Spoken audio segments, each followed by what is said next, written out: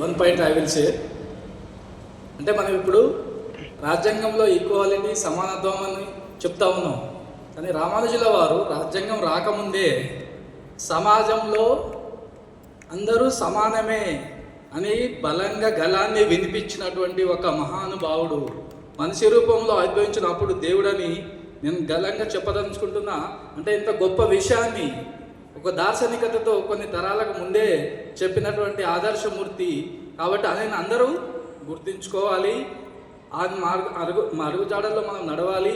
కొత్త తరం ముఖ్యంగా సమానత్వం పైన పోరాడినటువంటి కొద్దిమంది భక్తులలో భక్తిని పాటిస్తూ హరినామ స్మరణ చేస్తూనే సమాజాన్ని ఉద్ధరించడానికి పుట్టినటువంటి వాళ్ళలో ఈయన మహానుభావుడిగా చెప్పుకోవచ్చు.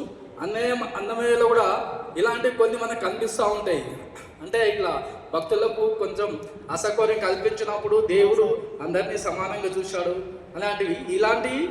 ఈ మన రామానుజుల వారి తత్వంలో మనం చూడవచ్చు. కాబట్టి ఇలాంటి మహోన్నతుల గురించి తెలుసుకున్నటువంటి గురుతరమైన బాధ్యత మా పైన ఉంది. మేము పిల్లలకి తెలియజేస్తాం.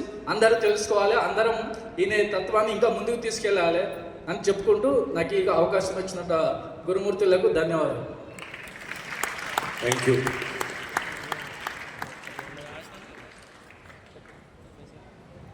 జై శ్రీమన్నారాయణ.